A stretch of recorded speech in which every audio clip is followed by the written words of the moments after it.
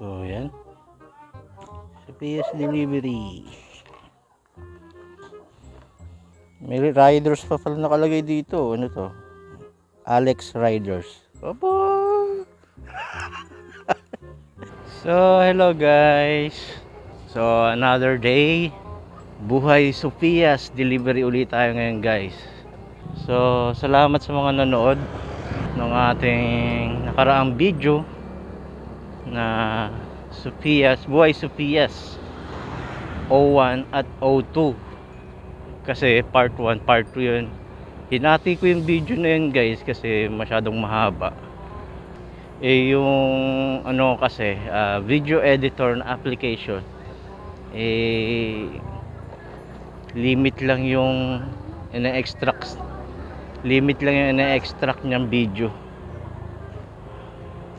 up to 20 minutes lang, maximum hours maximum minutes ng video na yan na ina-extract no video editor na ginagamit ko ngayon. Kaya pag mahaba yung video ko, yun, ginagawa ko, hinahati ko na lang. Part 1, part 2. Ganun na lang. So, yung nangyari nung booking na yun, nung last booking ko na yun, kung mapapanood nyo sa part 2, part 2, is naputol na bigla yung video ko kasi nabutasan na kami ng gulong. So, pinaayos namin yun, ni Mrs. Bumili kami ng gulong na second hand doon lang din sa lugar ng Liboton. Shoutout dun sa tindahan ng gulong na yon. At binigay lang nila sa amin na mura yung second hand na gulong, pero okay na okay pa. Pwede na rin kahit pa paano pag-ipon-ipon pa para makabili ng brand new na gulong. So madalas talaga ma-flat sa mga gulong natin, sa mga matagal ng riders dyan. Kung napapansin niyo, ang madalas masira talaga is yung sa likod, yung rear wheel natin, rear tire natin sa likod, kasi siya yung kumbaga 100% sa kanya lahat ng pressure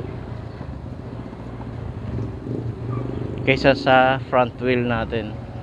Kaya yung front wheel natin, kung napapansin niyo, mas matagal yan mapudpud, mas doble o triple pa tinatagal yan kaysa sa likod, sa rear wheels natin.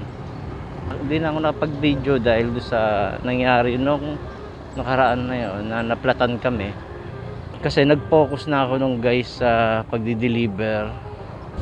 Sobrang pagod na rin ako noon, kaya hindi ko na nagawang makapag-video pa. So ngayon, bablog lang tayo ng saglit kasi may pasok ako guys ngayong araw na to, alas 4. So magbo-booking lang kami ni Mrs. ng ilang booking, kaya nabigyan na tayo ng unang booking natin sa may e-mall dito. So yan ang unang booking natin ngayon. At di-deliver yan sa Santo Tomas, Magarao 75 DF. So guys, dito na tayo sa e-mall. So pasok tayo sa loob. So balikan ko kayo guys pag after namin pamili ni Mrs. ng mga order ni customer. 1 hour later. Kasama na yung DF doon, Han. Tara. 1,345. 1,345. Sinend mo na? Tinotal mo na? So yun guys, nakapamili na tayo dito sa grocery, dito sa e-mall. So di-deliver na natin sa customer doon sa Santo Tomas, Magarao. So yung mga ganito guys, kasi to mga regular customer na to ng Sophia's, ito alam na namin talaga kung saan ang location nitong mga bahay nito, mga customer namin dito sa Sophia's. Kaya okay lang tong mga to, mga customer na to, na kahit wala silang binibigay na contact details nila, kasi kaming mga riders alam na namin din kung saan ang bahay nila mismo. Enjoy nyo lang yung view guys. Magsha-short montage tayo dito hanggang doon sa Santo Tomas, Magaraw.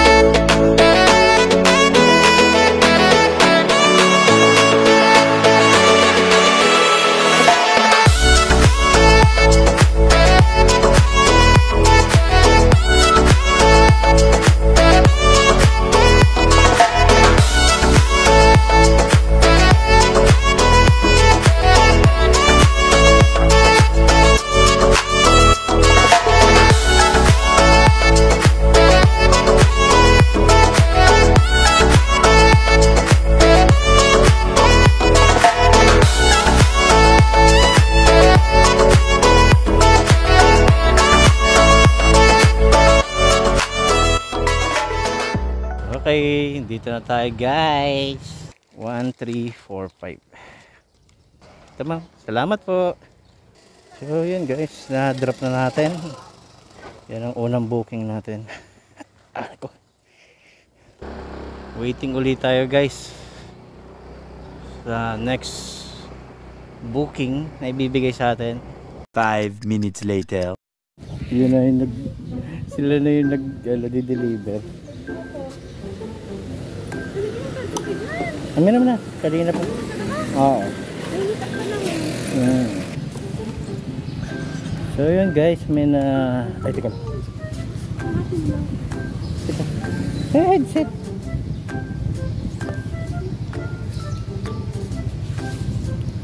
Wala yung headset. Nahulog yung headset.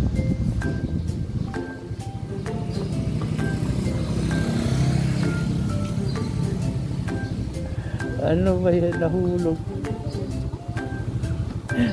Mabuti wala nagka-internet. So yan guys, meron tayong pipikapin.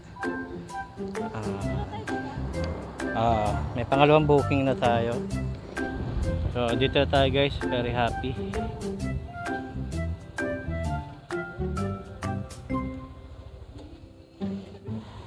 Balikan ko kayo guys, order muna tayo. Ayun guys, pick up na natin.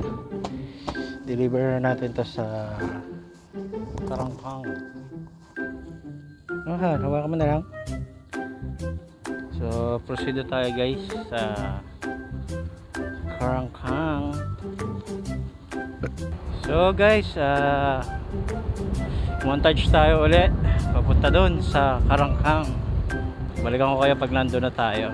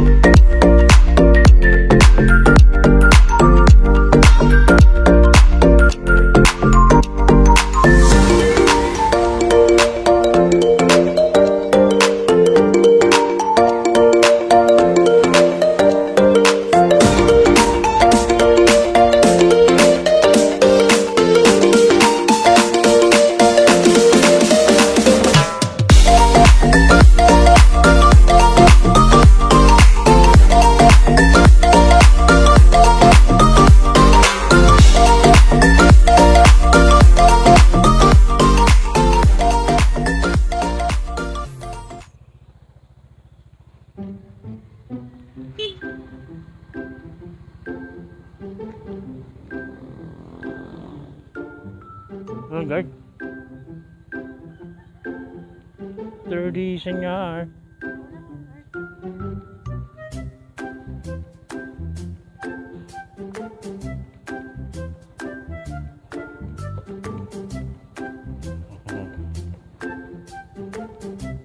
Ito ang loob ng bahay ni Senyar.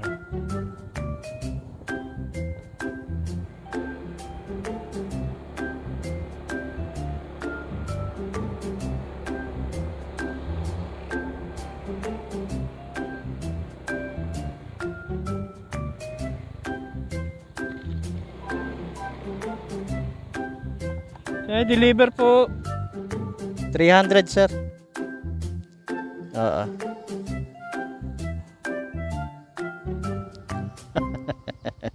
Sabi ko sa'yo. 1, 2, 3. Ay. Salamat. So yun guys, na-direct na natin dito sa senior residence dito sa Karangkang. Itong pangalawang booking natin.